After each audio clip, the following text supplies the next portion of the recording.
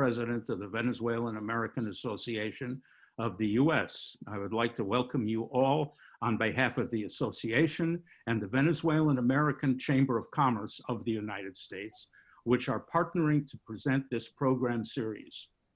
Today's conversation with the Honorable Otto Juan Reich is one of a series with former U.S. ambassadors to Venezuela, who will discuss themes and topics relevant to today.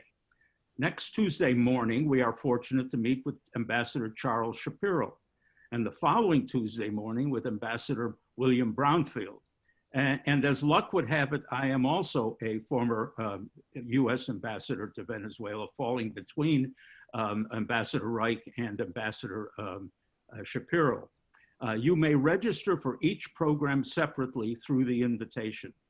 I would like to give heartfelt thanks to Ambassador Reich for taking his time to be with us, and to our Vice President.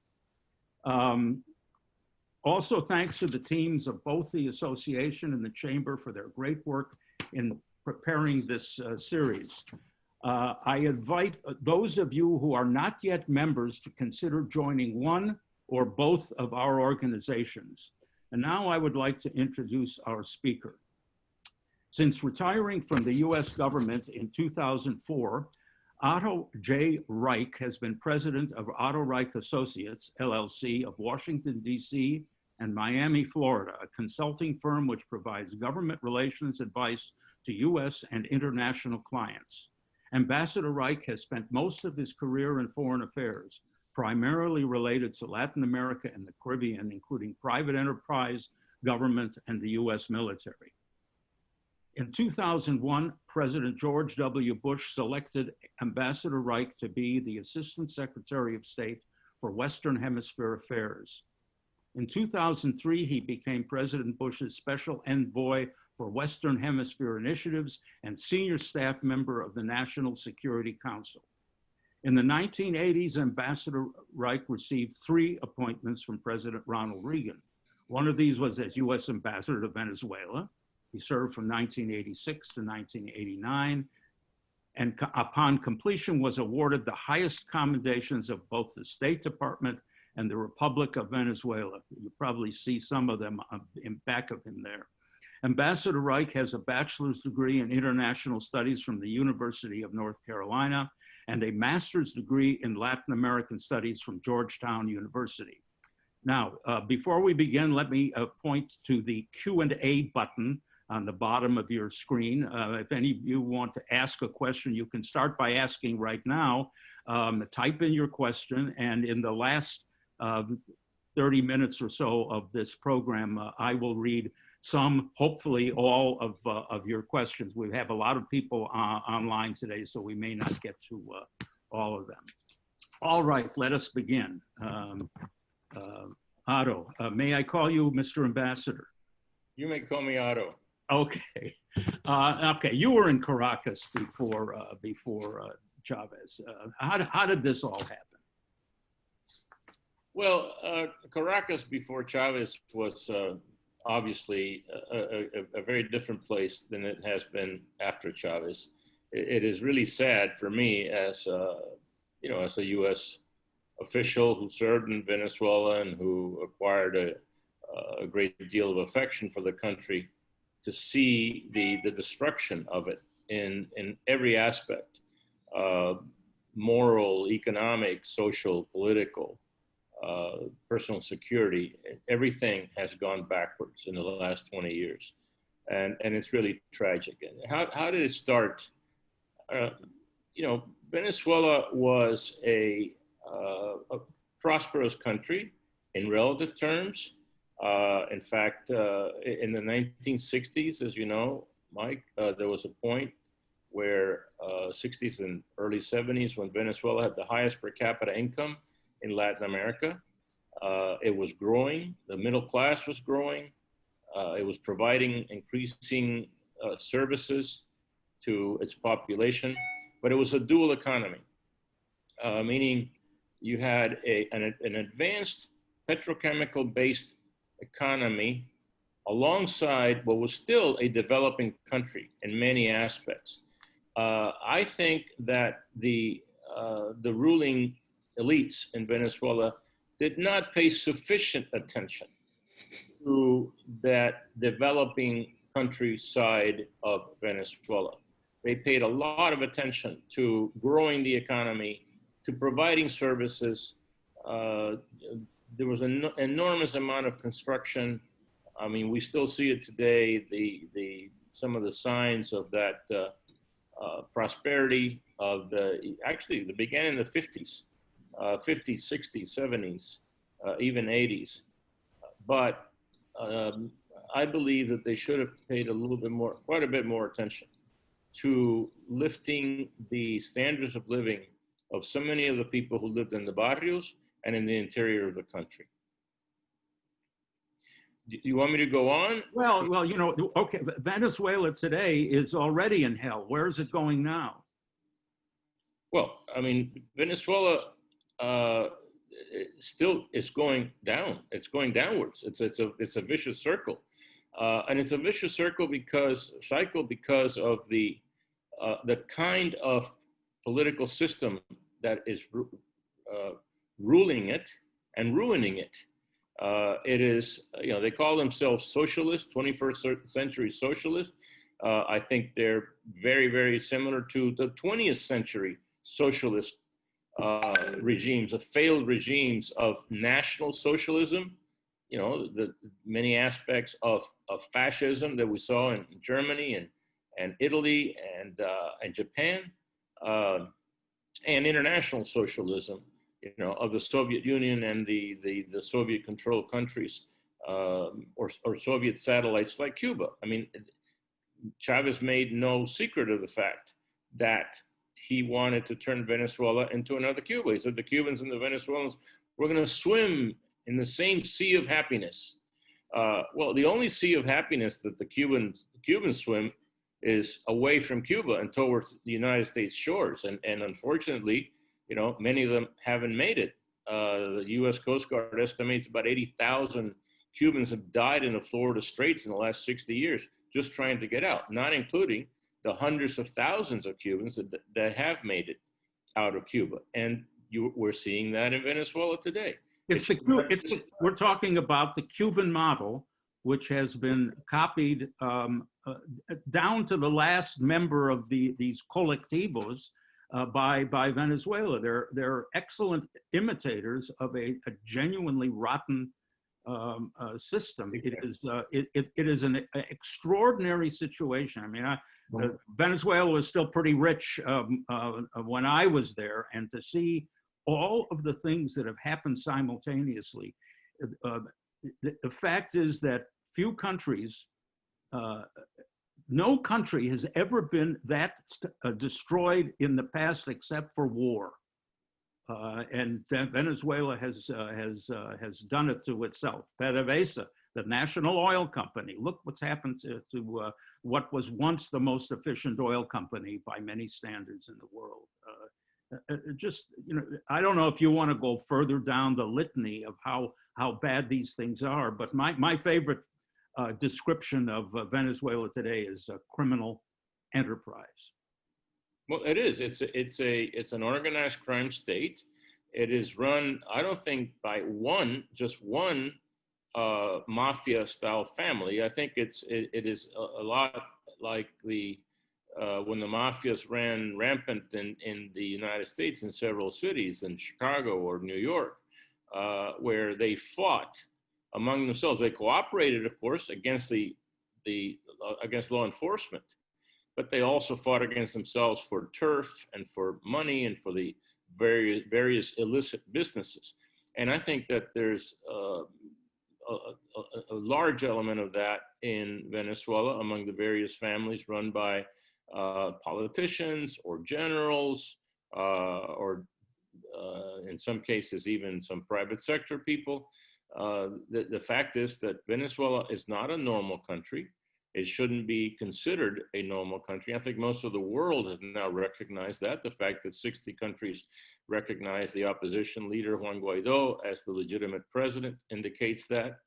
But the problem remains that when you have a government, a Cuban-style government, like as in Venezuela, that holds power by force, and that creates these conditions that lead to opposition first, then repression by the government, which leads to more opposition, which leads to more decline in the economy. That's the vicious cycle that I was referring to. And then eventually people just give up. They leave the country. We know that somewhere between 4 and 5 million Venezuelans have left Venezuela. More probably would have left had it not been for the pandemic that has caused economic problems in the entire region. But these governments are complete failures, and I think there's also been an equal failure on the part of Western democracies in knowing how to deal with the Cubas and the Venezuelas and the Nicaraguas and these organized crime states that destroy their countries and create problems for all their neighbors, let alone what they do to their own people. Well, what is to be done? More sanctions, more secondary sanctions. What I and a number of people fear is that this is going to go on forever, just like Cuba. I'm sure a lot of our listeners have read or heard of Andres Oppenheimer's book, Castro's Final Hour, in which he talks about the imminent collapse of Cuba because of the diminution of Soviet support. Well, that book was written in 1992, and Cuba's under the same family still is thriving in its own sick way. Is that the future of Venezuela? It's one of the scenarios. I mean, I don't have a crystal ball, but it's certainly one of the scenarios. What would you do with a crystal ball? Throw it at Maduro? Well, if it were large enough, possibly. But I don't think that we should rely entirely on sanctions. I think sanctions are important, and sanctions do work. I mean, they worked in South Africa, they worked in Chile, they worked in a lot of other countries. They worked against the Soviet Union. A lot of people mistakenly think that it was trade and investment and engagement that brought down the Soviet Union. It was the exact opposite. If you look at the Reagan policy towards the Soviet Union, it was a policy designed to bring down the Soviet Union without, if possible, without firing a shot. I think that we should not rely just on one of our many instruments. I think we have, like the American eagle has in one of its talons a number of arrows, and on the other talon it has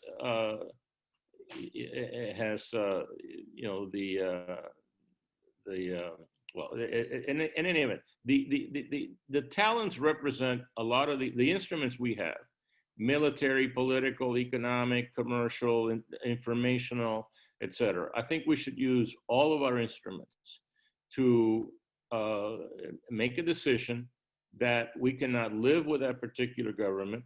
And if we do, we shouldn't rely just on sanctions any more than we should rely, for example, just on military action. Military action is a last resort, and it's one that costs a great deal of suffering to both the people of the country in question and to the American people also. So in other words, much the same that we're doing today, the United States is doing, but more so, more broadened. What I fear is a widespread view that there is truly bipartisan support in the United States for hard line against Maduro's Venezuela. The great symbol of that, of course, is the President Trump's State of the Union in February of 2019, where Juan Guaido, the legitimate president, stood up, got outstanding ovation, Democrats and Republicans alike.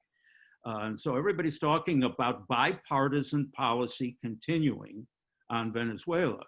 But isn't it true that if the next administration, a Biden administration, relaxes the hard line on Cuba and the hard line on Iran, goes back to a soft policy toward those two countries. Given their critical support for the survival of Venezuela, doesn't that mean that Venezuelan policy is not, in fact, bipartisan? No, I agree. And I'm just puzzled at how some of our political leaders do not see the link between particularly Cuba and Venezuela. Although if they can't see the link between Venezuela and Iran, they don't realize that 3 Iranian tankers just docked in Venezuelan ports in the last 24 hours, 48 hours, dropping off gasoline that has traveled thousands of miles at great cost from Iran to Venezuela when there's shortages of gasoline in Iran. And you know, I've seen pictures of course, in Venezuela. Yeah, and in Venezuela, but I mean, this shows you, though, the political importance of Venezuela to both Cuba and Iran, to enemies of the United States. Vice President Biden was in Miami yesterday. He called Maduro a dictator. I agree, and I applaud Biden for saying that. Why doesn't he call Castro a dictator, Raul Castro a dictator? He has been there, he and his brother, for 61 years and have held power completely by force. And the Ayatollahs are dictators. They have been in power for 40 years, over 40 years, and they hold power by force. And on top of that, they're anti-American, and they're undermining our interests all over their particular regions and as much of the world as they can reach. So they have to understand the links between this alliance of anti-American illegal governments, because none of them have been freely elected. So illicit governments that engage in illicit businesses, narcotics trafficking, dirty gold, you know, blood gold as it's called, money laundering. I mean, how many Cuban, Venezuelan, and Iranians have been sanctioned by U.S. Treasury for engagement in any one of those and other crimes? Many. So I think that whoever wins the election in November, I hope learns the lessons of the last, not just the last 4 years, but the last 40 years or more. You know, you don't engage in wishful thinking when you're dealing with dictators. I thought we had learned that in the last century. You know, when dictators write books or give speeches where they say what they're going to do, and it's evil, you believe them. You don't fool yourself. And I think there was an awful lot of self-delusion frankly, in the Obama policies towards Iran, towards Cuba, and to a lesser degree towards Venezuela. Would you describe, following up on what you're saying, would you describe the right kind of policy for the U.S. under whatever president, a kind of a troika policy, Cuba, Iran, Venezuela, and do it all at once, not separate the three, so that someone could say, well, at least you're not doing it there, or you're doing it more here. It seems to me that you have to do it in all 3 places. That's what's being done. Sanctions, for example, the U.S. government has any number of secondary sanctions in its quiver that it can apply to all 3 countries: Cuba, Venezuela, and Iran. But there's the question of staying power. Guaido has been around for almost 2 years now, and the opposition is once again a typical Venezuelan opposition. It's in disarray, and there are all sorts of explanations. Have some of them been bribed? Probably. Some of them mere opportunists? Probably. Are some of them afraid? Certainly.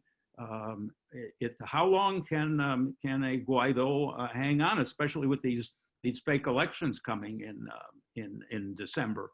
For a new National Assembly, which could, in the minds of some people, take the legitimacy away from Juan Guaido. It's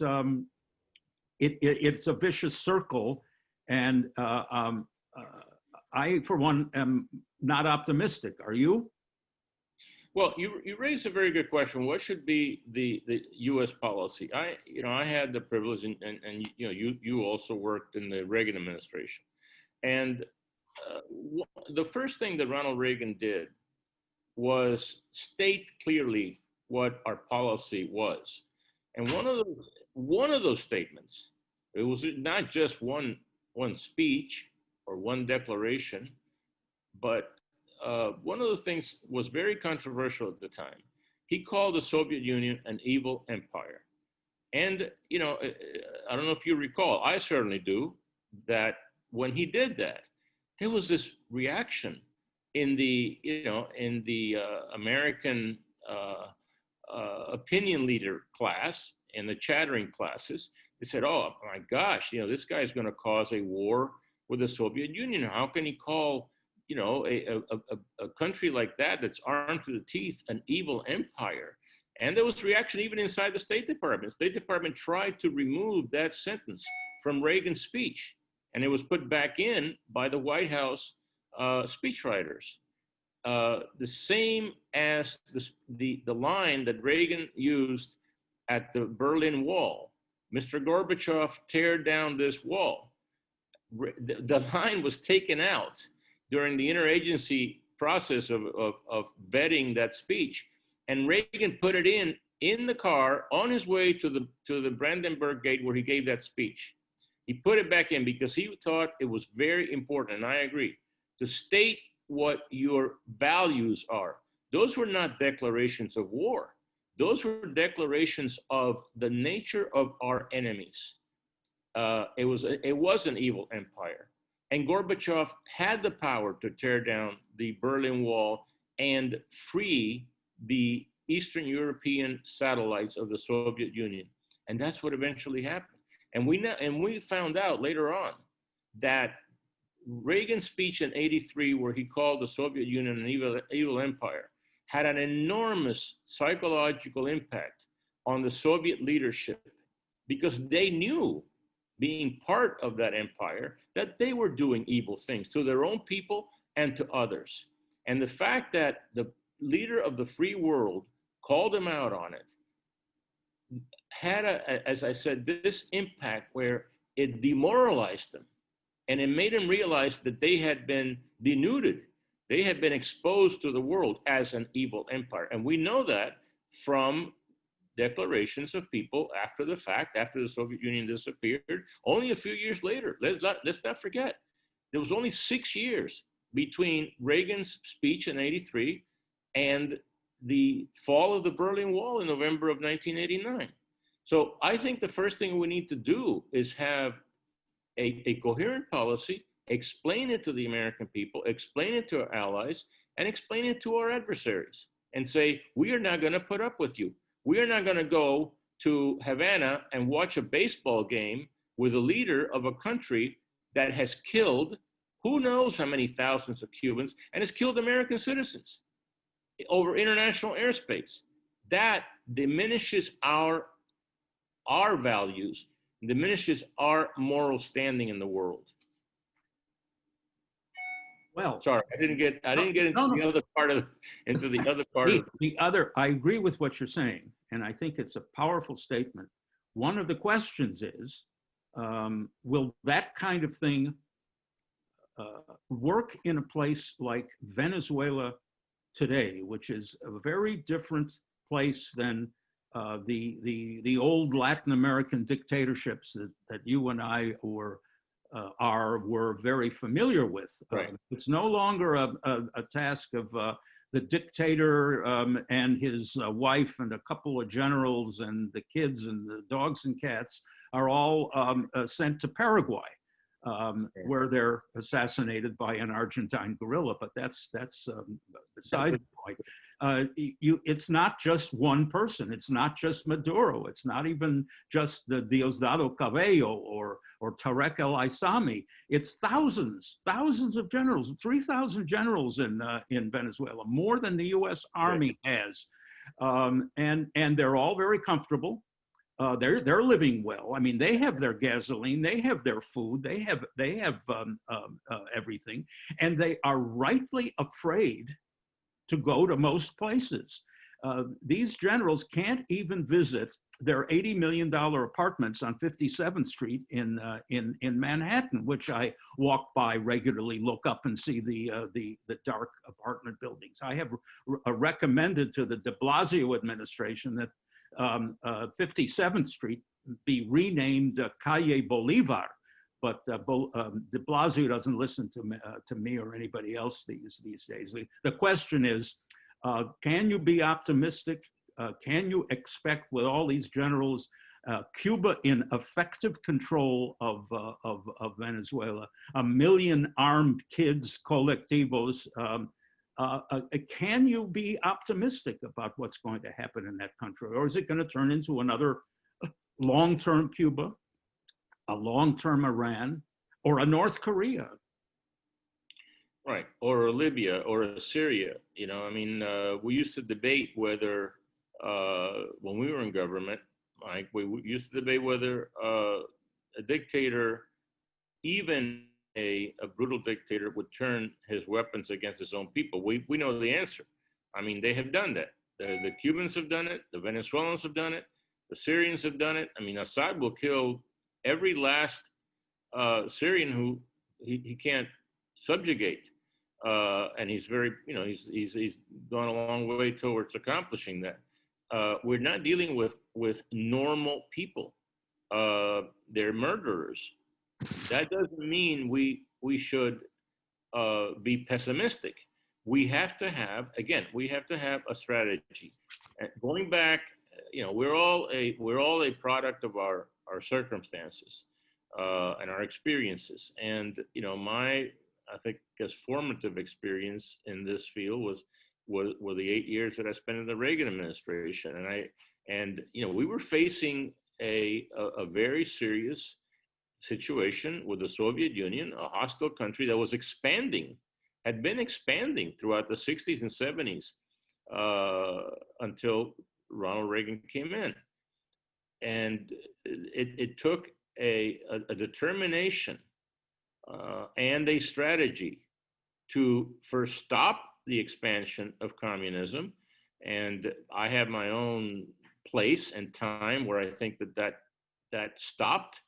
And that was ironically in Grenada, not far off of Venezuela, the coast of Venezuela, in October of 1983, when Ronald Reagan, against the opinion of the television commentators and the academics and a lot of members of the US Congress, decided to rescue the American students, and in the process, remove a Marxist, murderous government that had taken over that country. And that was, I believe, looking back, it's the high water mark of Soviet expansionism. If you realize that was October of '83, and the Soviet Union had been expanding, at that time, they were still in Afghanistan, they were supporting armed insurrection in many parts of the world, and yet 2 years later, they elected Mikhail Gorbachev to be the Secretary General of the party, and Gorbachev said that he had been elected to save communism. Well, his idea of saving communism was glasnost and perestroika, was reform and restructuring. But in the process, he realized that they couldn't survive facing an America that was strong, that was getting stronger, that was building that was a bulwark against Soviet expansionism, and that no longer believed in containment, but believed in rollback. And so in '85, Gorbachev comes in, has his first meeting with Reagan. it wasn't just Grenada, it was a whole bunch of other things, including a strategic defense initiative. And I remember how almost every night Dan Rather on CBS made fun of a strategic defense initiative and called it Star Wars, which shows you how little some of these experts on TV know about the reality of the world. Reagan was right and Dan Rather was wrong. It bankrupted the Soviet Union. And so in 1989, only 4 years after Gorbachev came in, the Soviet Union, well, it ceased to exist in 91, but the Berlin Wall came down. So I'm using this as an example that, you know, you set certain things in motion towards an objective, and then you try to reach that objective. And I'm not, by the way, I'm not giving only Ronald Reagan credit for this. It might surprise you to know I'll even give Jimmy Carter some credit, because the first sanction against the Soviet Union took place in 1980 when the Soviets in December of '79 invaded Afghanistan. Carter was distraught. He said he had been surprised that they had done something like that, but he reacted. He blocked sale of wheat to Russia. He boycotted the Moscow Olympics, which hurt the Soviets' self-pride a lot. Then in '81, Reagan came in. Actually, also Margaret Thatcher came in '79 into Great Britain, and the world started to change. The tide started to change in our favor. But Otto, Mr. Ambassador, how do you convince the American people today and our allies, but first of all, the American people, that that kind of situation exists once again, and that only that kind of clear, explained policy toward Cuba, Venezuela, Iran also applies today and can be effective? I don't see politically in the U.S. that kind of clear possibility. Well, you're right. I mean, there isn't, because public opinion is not aware of the suffering in, let's call it, in that troika you mentioned of Cuba, Venezuela, and Iran. Public opinion is not aware of any threat from those countries. Even some people in our own military, by the way, fell victim to a very professional Cuban intelligence operation, where they placed a spy very high up in our Defense Intelligence Agency, Ana Belén Montes, who convinced the Pentagon that Cuba was no longer any kind of a threat. And I heard 4-star generals testify in Congress saying Cuba doesn't pose any kind of a threat. They were parroting the briefing papers that Ana Belén Montes had prepared without giving him much thought. That's an example of the danger from a country like Cuba. And you know, the link that you mentioned between Cuba and Venezuela, you said earlier, Cuba runs Venezuela, and they do. They make all the important decisions for Venezuela. Whenever Maduro gets in trouble, he flies to Caracas, to Havana, to consult with the Cubans. If he doesn't do it right there in Venezuela, well, there's a whole bunch of Cubans, generals and others, civilian and Communist Party advisors, who tell him what to do, and especially tell him what to do when it comes to repression. The Cubans are running the repressive apparatus in Venezuela. And that's what the American people, I think, should understand. It should be explained to them. Again, I don't understand how Joe Biden can say correctly that Maduro, plain and simple, is a dictator, but he is unwilling or unable to say Raul Castro, plain and simple, is also a dictator, and the United States should do everything possible to free a country that has been under the boot of a failed system, political and economic, in Cuba for 61 years, and that is hostile to the United States, is undermining our interests around the world. But part of the fault, Mike, lies within our own government. We have no information capabilities to speak of. We did away with the U.S. Information Agency, which is aimed at the rest of the world. But that attitude um, permeates also our domestic information capability. Whenever we say something that supports our policy, some left winger in Congress says, "Oh, that's propaganda. That's propaganda. You can't say that." Well, the American people are subjected to propaganda every single day by our media, by social networks. There has to be some way to correct the record. Otherwise, we're going to start thinking that the Ayatollahs and the 21st century socialists and the others are just like the Dutch or the Canadians, the people we can do business with. We can't do business with them. Well, it looks like we'll have to wait for Andres Oppenheimer's next book. Perhaps it'll be called the last decades of Maduro. Let me turn to some questions now. Juan Calvo says, the Iranian gasoline will end up in Cuba in the near future. It's not a question, it's a statement. Do you agree? I do. I mean, as a matter of fact, the last, not this shipment that just arrived, but the last shipment of Iranian gasoline that arrived in Venezuela, there was a Cuban ship at the port. Coincidence, right? Where it arrived, waiting to be loaded with gasoline, because Cuba also is a complete failed state as a result of communism, socialism, Marxism, whatever you want to call it. And the Cubans depend very heavily on Venezuela. But there's another thing.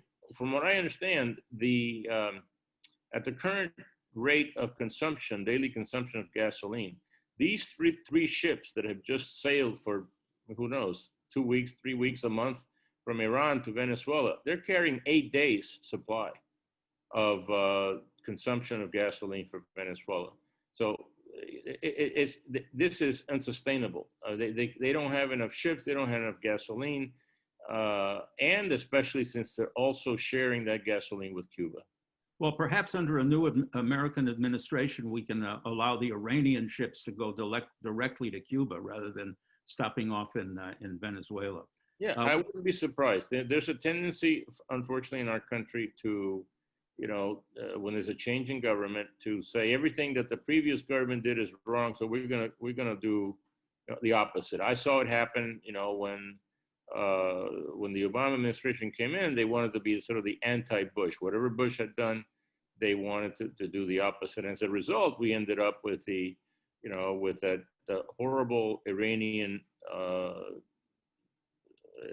nuclear deal, and with a normalization of relations with Cuba, where we did not ask for a single concession, and a number of other failures.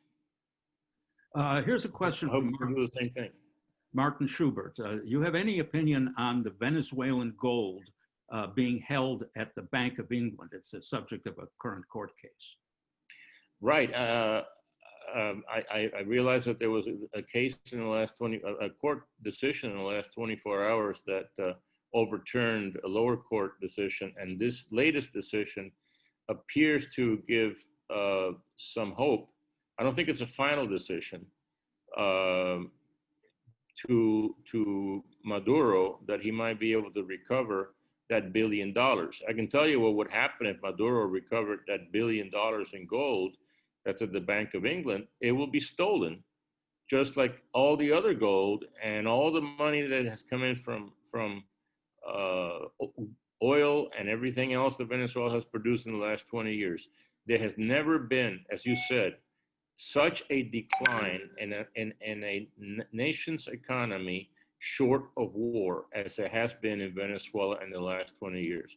It's as if they had been invaded by the Mongols and been completely plundered, except they were invaded by socialists and Cubans from Cuba, and they were completely plundered. And that $1 billion, if the British decide to give it back to Maduro, will be gone very quickly, and it'll be in Swiss bank accounts or in other bank accounts. Hopefully, it will not be used to buy any more American condos, because in the last few years, we have become a lot more, our government has become more active in going after some of this dirty money that the Venezuelan boliburgueses and enchufados were parking in the United States. Okay, this is from Milos Alcalay, an old friend, Venezuelan, who once was with the government, who found himself on opposite sides from Chavez. He's no longer in the government. Right.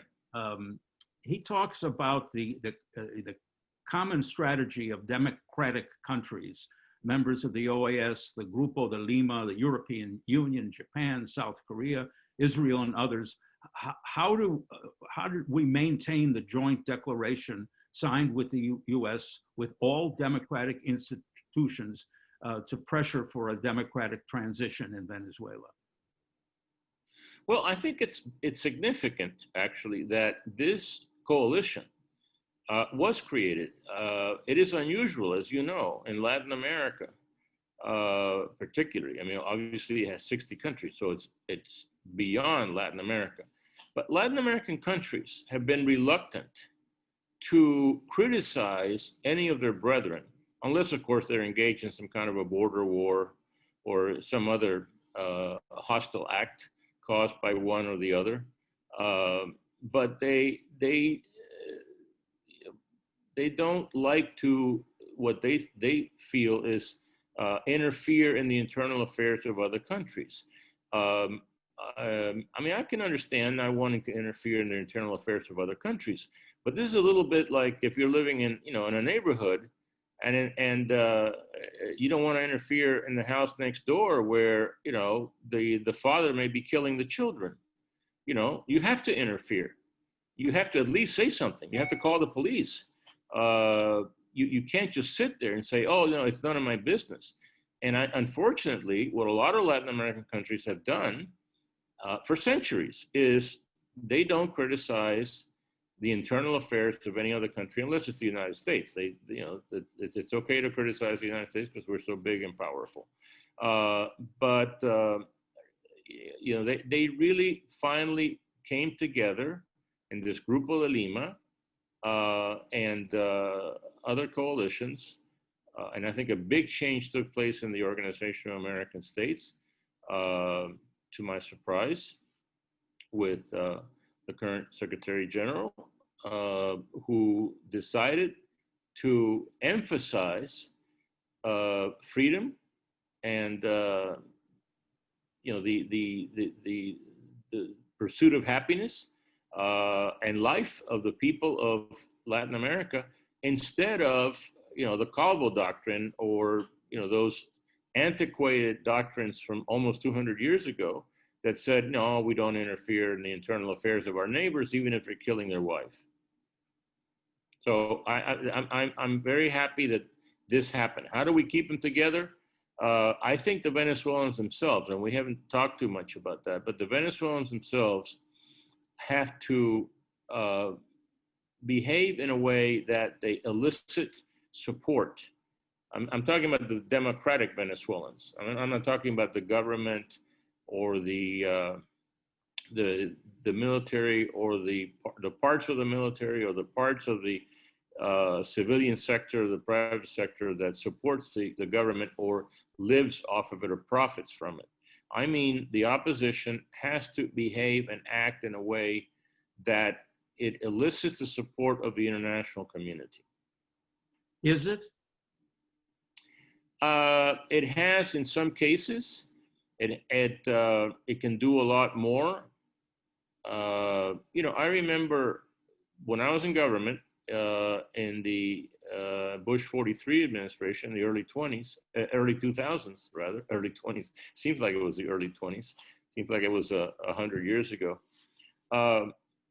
In the early 2000s, and Chavez was in power, and we had information about all kinds of fraud about to be carried out in the yearly election. Remember Chavez ended up having almost an election a year And in fact, some of Chavez's supporters in the United States were saying, "How can you say Chavez is illegitimate when they've had more elections in the last 4 years than the United States?" Yes, there's a big difference. All of Chavez's elections were rigged, pretty much. I mean, not all of them,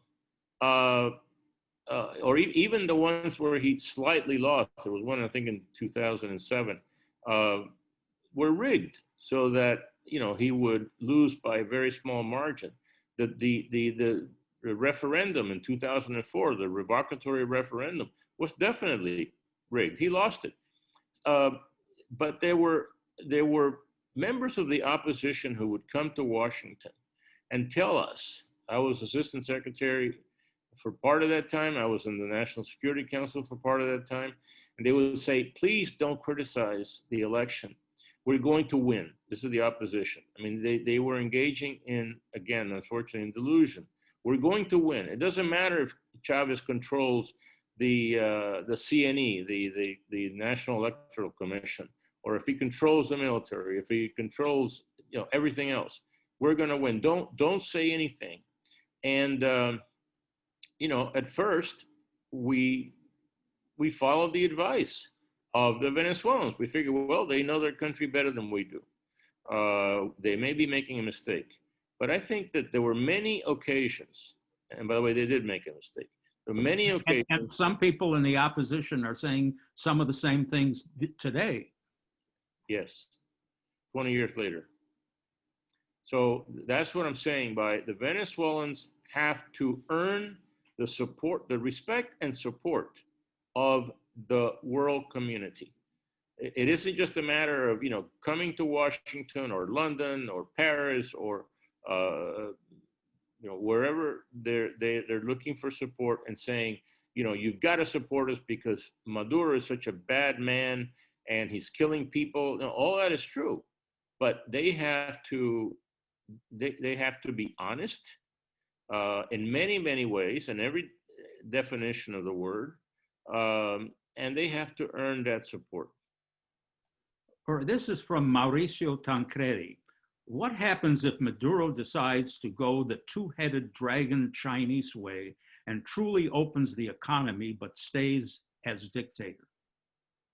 Well, that's always, again, that's another possibility. You mentioned earlier the possibility that Venezuela would turn into another Cuba, and I said that that's one possibility. This is another possibility.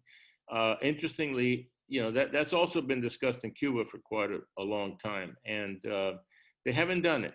And it's interesting they haven't done it, and it's very possible that Maduro won't do it for the same reasons. Fidel Castro was completely against that because he thought that you cannot open a closed system. If you open a closed system, you have what happened in the Soviet Union with glasnost and perestroika.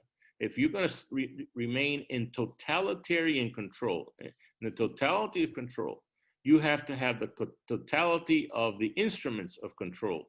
And one of the most important instruments of control, of course, is the production of food, particularly. One of the very first things Castro did when he came into office, long before there were shortages, was to establish rationing so that the people had to be dependent on the government for their food. That, of course, caused shortages. And then, again, the spiral. So I'm sure that it is something that some people around Maduro or Maduro himself, if he has original thoughts, have perhaps thought about, but it's a big risk for people whose primary objective is to stay in power, live well, and steal as much as possible. Well, in the economic sense, here's another question from Martin Schubert. Any comments on the potential new Bolivar worth 23 cents? As I understand it, it's the 100,000 Bolivar note. It was worth 23 cents at the beginning of this webinar.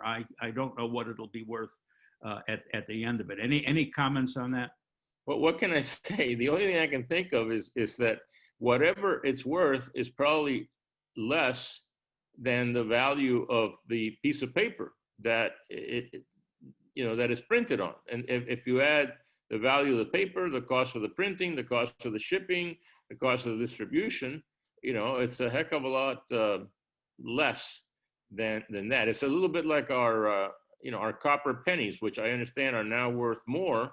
So it's the opposite of our copper pennies. The penny is worth more than, it costs more to make than it's worth, more than 1 cent. And so that Bolivar, and that Bolivar, by the way, or that $100,000 Bolivar note that is worth 23 cents, that's emblematic of the destruction of the economy by 21st century socialism, the economy of Venezuela, by this system. If even using the term system is giving it too much credit. It's not a system, it's a chaos.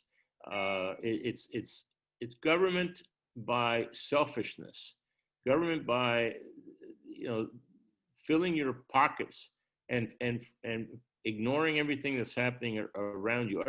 Over 10 years ago, I think around 2008, I remember a Venezuelan friend of mine who was still living there came visit. As I'm sure you get a lot of visitors from Venezuela, fewer and fewer now, because so many have left. But he said, Otto, he says the problem in Venezuela is a little bit like the Titanic. He says the Titanic is sinking, and these generals and these ministers, instead of running for the lifeboats, they're all running down to the main dining room and grabbing the candelabra off of the tables and sticking them in their pockets. And that was 12 years ago. So in other words, the attitude was, let's get rich while we can. And if we sink with a ship, well, at least we sank rich. I don't know what the satisfaction is, but they've destroyed their country. And of course, it's not a real analogy, because some of those people not only stole the candelabra, but managed to find a lifeboat and move to the United States or to Europe or to other places in Latin America. They don't go to too many third world countries, though. They like the good life. Look at the number of Venezuelans who've been arrested in the United States or expelled from the United States for money laundering. there have been people here, some of Chavez's lieutenants, that participated in the coup, in his original coup, and later became part of his government, and who many, many years later sort of disappeared. And then they appear in Wellington, Florida, with millions of dollars worth of racehorses. There's a car dealer in Coral Gables, Florida, where I live, called The Collection, that sells nothing but exotic cars. Well, some of them, they're not that exotic like Porsche, but they sell Lamborghinis and Ferraris and Maseratis and things like that that very few Americans actually buy. One of the employees there, I won't reveal his or her title or name, told me that 80% of the sales of that dealer are to Venezuelans living in South Florida. I really hope that all that money has come from clean, hard work by the owners of these cars. Some of it probably has, but most of it probably hasn't.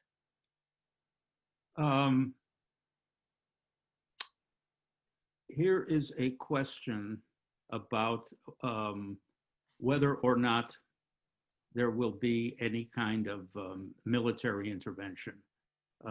This is from Jose Loreto.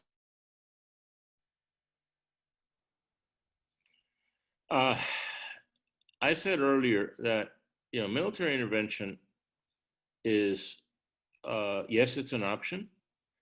I consider it a last resort. I think most American presidents and American political leaders, rational leaders, consider it a last resort. I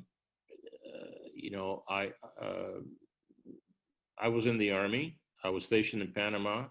I would have been one of those, I'm talking about a long time ago, I would have been one of those American soldiers who would have been called to, to intervene in another country. I would like to have thought, if I had done that and perhaps lost my life, that I would have lost it for a good cause. If it was for the security of the United States, I consider that to be a good cause. If it was just a change of government and put a bunch of crooks in place of another bunch of crooks, I would not have considered it a good cause. And that's the dilemma that American policymakers have. And that's where I said that oppositions to dictatorships have to behave in a way that they elicit the support of the United States and the rest of the world. I really don't see, unless there's a more direct threat, any direct military intervention. Having said that, there are a lot of different ways in which we can influence, we can weaken, for example, the military capabilities of an adversary country. Or there can be, without going into too much detail, I mean, there are a number of, again, arrows in our quiver or in the talon of the eagle that we can use short of military action. Military action, people always imagine, sort of like, another Normandy invasion. Well, that's not going to happen. But there could be targeted military operations. There could be rescue operations. And by the way, when we have undertaken them, for example, Grenada, we mentioned Grenada earlier, Panama in 1989, the public opinion polls that followed those U.S. actions in both those countries, I know because I saw the polls. Over 90% of the population of Grenada and over 90% of the population of Panama supported the U.S. military action. And now, as I understand it, in Venezuela today, the polling, it may be difficult to really poll in Venezuela, but there is a higher percentage of Venezuelans who would welcome a U.S. military intervention in Venezuela than similar polls taken in the United States of whether the U.S. should invade. Sure, of course. Well, and it's understandable. I